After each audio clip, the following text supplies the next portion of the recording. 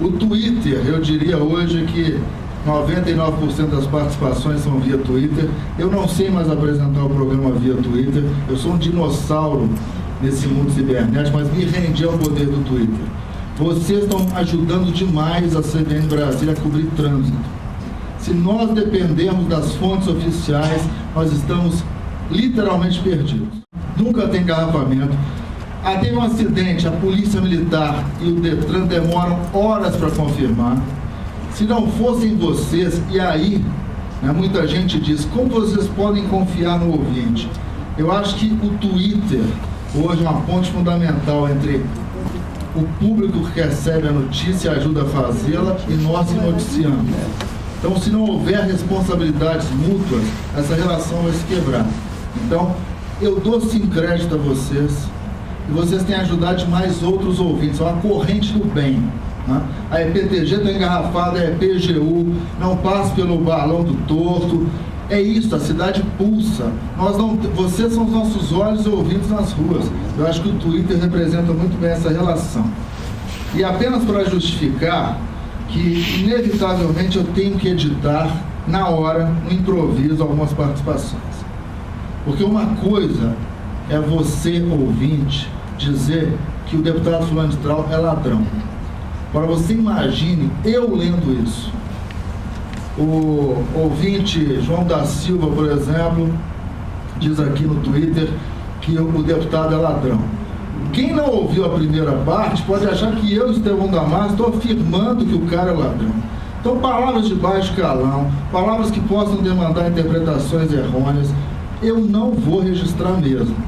E digo isso com maior naturalidade, porque vocês percebem quando mandam e-mails, que alguns e-mails eu não leio na íntegra e dou uma editada legal sim, preservando o contexto, mas vou poupar os demais ouvintes e o próprio cara que está sendo atacado de palavras de baixo calão. Então, ladrão, FDP, vagabundo... Deixa eu pegar carona aqui, essa coisa, cada vez não tem volta, né, a interatividade. Eu separei inclusive alguns trechos para ler exatamente no manual do capítulo sobre interatividade, e a participação no Twitter em situações de calamidade. O Rio de Janeiro, quando teve uma chuva absurda que fez com que a cidade ficasse paralisada, a CBN Rio saiu da rede durante 3 dias, quase 3 dias. Ficou no local, única e exclusivamente. E, bom, no final dos 3 dias, a equipe estava semi-morta, né? Estava exausta, porque ninguém ia para casa praticamente. Mas a importância da participação dos ouvintes internautas foi de uma magnitude ímpar, porque eles eram olhos e ouvidos avançados, como disse o Estevão, em lugares onde ninguém chegava. E também eles eram pedidos de socorro, olha, eu estou aqui, eu preciso que não tem luz, caiu a árvore, etc. Então dizer, agora já dá para passar. Quer dizer, é uma rede que se faz de jornalismo. Agora, essa interatividade não pode eximir o jornalista de cumprir, de fazer o seu papel, que é também o seguinte, como o Estevão disse, você não pode, porque as pessoas mandaram uma informação ou mandaram uma opinião, simplesmente colocar no ar, se são coisas que envolvem outras pessoas, que demandam apuração. O jornalismo não pode abrir mão do que é o seu papel, que é investigar, que é aprofundar. Então, não é simplesmente colocar, fulano disse isso, foi fulano que disse. Não é. O papel do jornalismo, se envolve alguma denúncia, alguma coisa grave, ele tem que primeiro investigar antes de colocar aquilo no ar, né? Todos os comentários, os boletins e as reportagens, elas têm uma área ali para participação. Só não é um muralzão, como é o alto-falante, onde cada um dá o seu pitaco. Até porque a gente também sabe, e isso a gente o outro lado, né? O lado mais sombrio da internet, que também é um lugar onde há muito linchamento digital.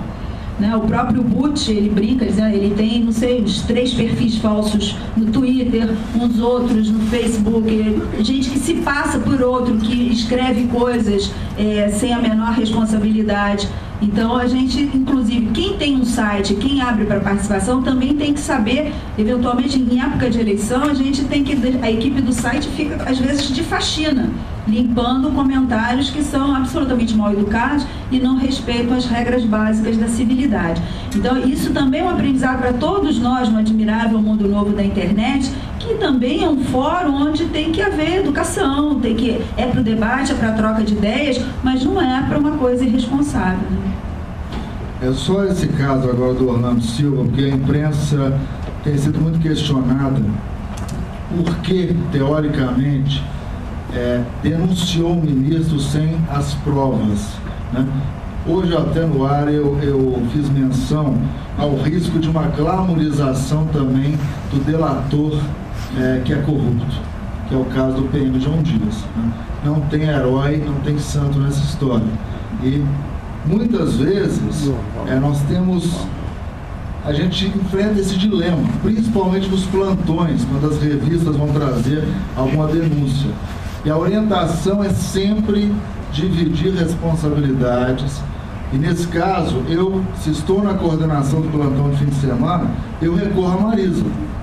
Dou uma bipada nela para dividir, porque às vezes você fica na dúvida, o jornalismo é muito subjetivo. Mas na CBN nós temos nos pautados pela responsabilidade, né? Teoricamente, quando a revista Veja, ou a revista Época, ou outra revista qualquer, vem com uma denúncia muito forte, a cautela é pressuposto básico. Mas a partir do momento em que os parlamentares começam a se pronunciar repercutindo a denúncia, não tem como você não entrar nessa história, não é? A história do Ministério do Esporte ela é muito complicada, porque na verdade ela acaba mostrando um modus operandi, né, que está há anos acontecendo. Então, eu acho que ainda teremos outras vítimas pela frente.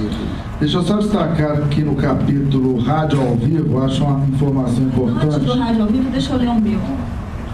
Aproveitando que nós estamos falando de internet, o capítulo que trata de interatividade e mídias sociais, eu separei 2 trechos. A CBN muito redefiniu seu escopo de atuação e passou a funcionar como uma plataforma multimídia, na qual o ouvinte internauta dispõe de diferentes frentes de interface com o veículo, no online e offline. A internet não representa um risco para a rádio, e sim uma oportunidade de se apresentar para outras audiências. Também há consenso no entendimento de que a expectativa do público não é de se relacionar com uma instituição, e sim com os profissionais que admira e que realmente fazem parte da sua vida, muitas vezes diariamente e por horas seguidas. A questão da plataforma multimídia, muitas vezes me perguntam se a internet vai atrapalhar o rádio. Eu acho que ela ajuda o rádio a viver uma espécie de uma primavera, né? Quando a televisão apareceu, o rádio ia acabar, andou na UTI bastante tempo, inclusive. Mas a internet ajuda o rádio, porque você tem um alcance que é muito diferente de você consumir aquele veículo apenas no dial, na frequência da cidade. Então a gente tem... pode passar para mim. Deixa eu só acabar aqui você tem, por exemplo, gente que nos ouve de outros países. A gente tem, por causa da tecnologia, a possibilidade de colocar os programas em podcast. Então você assina gratuitamente, pode ouvir a qualquer hora. Então a gente tem assim, um número absurdo que é de 100 mil downloads de podcast por dia. É uma outra audiência, uma outra rádio. Então você fica pensando, quem é que ouve a CBN? Ouve como? É uma grande plataforma para ser degustada. No offline, que pode ser no rádio do carro, em casa, no online, se for ouvir em tempo real no streaming, ou se for ouvir um comentário que está lá arquivado no site, ou se baixar o podcast.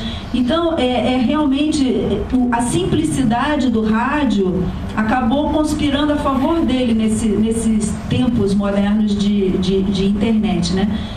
E a gente decidiu, quando a gente fala assim, porque o que acontece? Normalmente, os jornais, né, as pessoas mandam carta, hoje em dia mandam e-mail, mas no rádio a ligação é visceral, os ouvintes eles se sentem muito, muito próximos. Então, isso era uma discussão interna sobre o Twitter. A gente vai fazer o que com o Twitter? Vai colocar um Twitter institucional, mas aí quem escreve vai estar falando com quem? Quem é a CBN do outro lado? As pessoas querem falar com o Estevão, ou com o Milton Jung, ou com a Lucy Hipólito, e vai por aí afora. Então nós decidimos que os twitters, todo mundo que tivesse Twitter âncora, ou se fosse o Twitter do programa, quando está no ar, ou os próprios repórteres, todos teriam seus twitters colocados no site, para inclusive legitimar aqueles que eram verdadeiros e não dar espaço para Twitter falso. É claro que isso traz um problema a mais, e quem se comportar mal no Twitter? Mas esse é um aprendizado que é no dia a dia, né, sobre as 3 regras de civilidade que eu estava falando. Mais ou menos há um mês, eu fiz uma reunião em São Paulo. Eu trabalho principalmente entre Rio e São Paulo. Tem uma sala com uma mesa grande, e a gente chama aquilo de reunião do mesão. Aí juntos, os repórteres todos sentam. E eu tinha mandado todo mundo, eu fiquei brincando dizendo que eu ia pegar e cobrar, dizer qual é o capítulo tal, qual é o parágrafo tal, para todo mundo ser obrigado a ler de verdade. Mas era uma discussão sobre o capítulo de ética, porque são várias situações que diariamente a gente tem que resolver. E numa delas era que é o que eu vou falar, que é como você se comporta na rede social. E uma das repórteres tinha tido o episódio da mão de obra escrava trabalhando para a Zara. E ela falou assim: pois é, Marisa, naquela hora eu tinha acabado de ler o capítulo, eu estava quase tweetando, não vamos comprar roupa da Zara. Mas entendeu? Aí quando você coloca isso, você deixa os jornalistas cada vez mais, não adianta achar que você tem uma vida pública e uma privada, que uma hora você está entrevistando alguém na rua, você vai para casa e pode escrever qualquer sandice, porque não tem jeito, cada vez mais nós somos personas que estamos transitando entre o público e o privado, né? Então, por isso, foi boa a discussão. Ela acabou trocou o Twitter dela, disse que todo mundo tinha que prestar atenção sobre se havia trabalho escravo envolvido nas grandes empresas. E eu vou ler mais um trechinho que fala exatamente disso. Boa parte do sucesso das redes sociais se deve a uma necessidade de exposição pessoal típica da sociedade moderna. Não é este o perfil da atuação dos profissionais da CBN. As ferramentas da interatividade existem para alimentar a via de mão dupla entre jornalistas e ouvintes e internautas, mas sem perder de vista o objetivo dessa relação: estreitar os laços com o público e aumentar a audiência da plataforma multimídia da CBN. Este é um relacionamento profissional, com os valores praticados pela emissora. Para o público, as manifestações nas redes sociais não estão dissociadas do papel que os jornalistas exercem na emissora, o que aumenta a responsabilidade sobre tudo o que é dito, escrito e publicado. Eu acho que isso está cada vez mais claro para todo mundo que trabalha com comunicação. E todos aqui, conhecem casos, né, de pessoas que se deram muito mal por causa de uma frase infeliz no Twitter. Então, isso só ratifica essa nossa impressão.